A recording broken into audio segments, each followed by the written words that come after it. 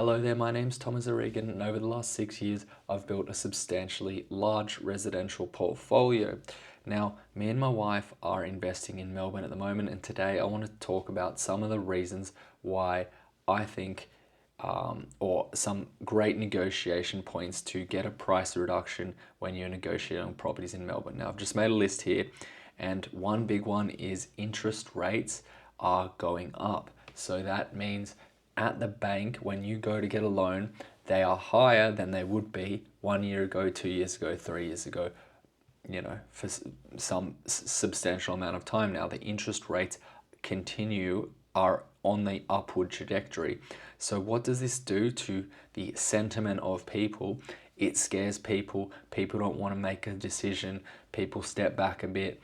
That sort of thing happens. So if you're a savvy investor, you want to lean into that. You want to push against that when you're negotiating and talking to these real estate agents, because that will remind them as to why they should accept your offer. And when you're making an offer on a property, ideally you want to be making an offer not as high as possible. You want to be making an offer as low as possible and start from there. Ideally, you actually want to be offering less than you would actually pay to test the waters, and then hit them with all these, realities or objections, or things that you can say that will decrease the price before you actually even move up in price. And you just want to see what their feedback is once you get into the negotiation. Another point I would add into the negotiation in regards to Victorian properties is the land tax threshold is very low in Victoria, meaning that compared to New South Wales, compared to Perth, compared to other states, the land tax threshold might be $500,000, $1 million, or whatever. You don't have to pay land tax unless your property is above that value. But in Victoria, the land tax is only $50,000. So meaning whatever property you buy, you're going to pay land tax, and that is a substantial amount of money. And that is why a lot of people don't want to invest in Victoria at the moment. Now, at this point, I'm just going to say, I think Victoria is a good investment because despite of all these things I'm going to say, the fundamentals, meaning the reasons that I would make a decision to buy property, are still strong within this market, regardless of all this other stuff. Okay, so just know that don't all the 1%ers, don't shift the portfolio. It's the big, you got to look at the big picture and the reason why you're investing and focus on the goals. Okay, so what else? Victorian government, if you're an investor, the Victorian government is extremely anti-landlord. They just call it anti-landlord, okay? There's a lot of new VCAT rules come in. There's a lot of tenant protections that have come in, and these things, in my opinion, are not so bad. Like, it's not a bad thing that the government's saying, if you have a rental property in Victoria, you must put blinds on it, you must put a lock on the door, and you should be doing this sort of stuff anyway, right? But my point is, this thing is a reason why people would not choose to invest in Victoria. It will stop them. It will create a barrier for them, and it will keep them out of the market. They won't see that Victoria is a good investment until it's too late.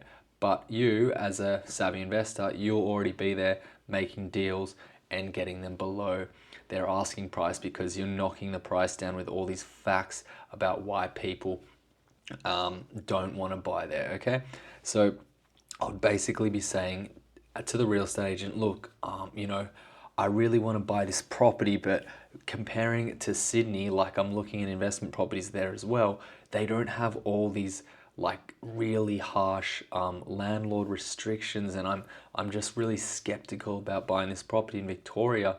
I don't want to be in trouble and have to be so far out of pocket because I have to do all these additional things for the tenant.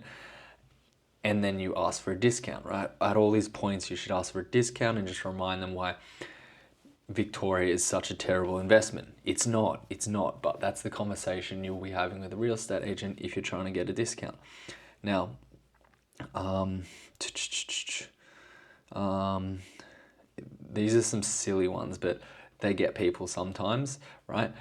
You can say, look, Mr. Real Estate Agent, I would love to buy this property, but I'm just quite scared to buy an investment in the marketplace right now because the fuel prices are going up. I don't know what's going to happen.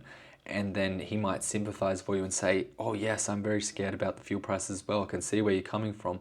I'll see what I can do. Maybe I can get a discount from the vendor. These things are all silly, but they work. Another silly one, war in Iran. Like, I say this is silly, but if you speak to most people, that's literally what they think about. They're like, I don't want to invest because the fuel prices are going up.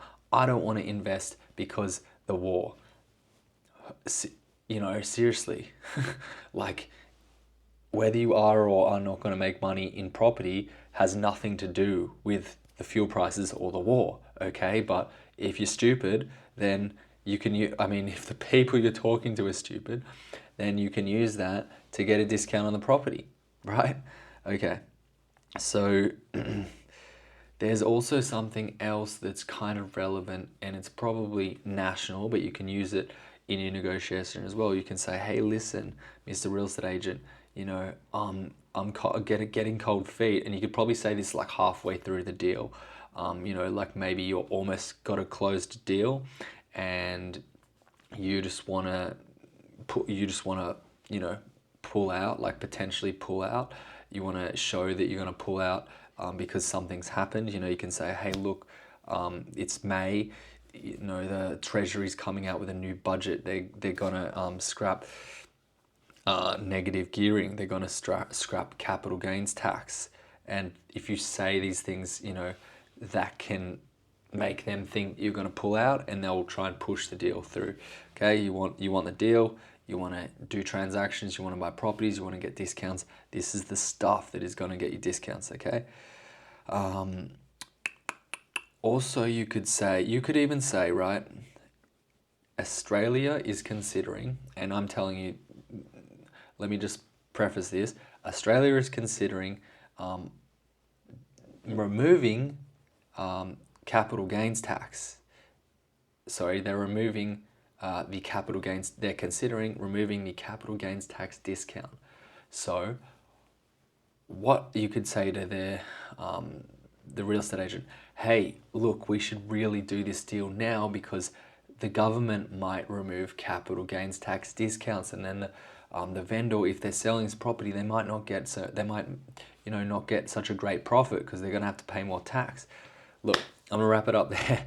But yeah, as you can see, when you are negotiating, try and knock down the price all the time. Start low, and every time you incrementally increase, if at all, just say another thing that is a reason as to why you only want to offer a little bit more, or you don't want to offer any more at all, and give the vendor a reason to accept your lower offer.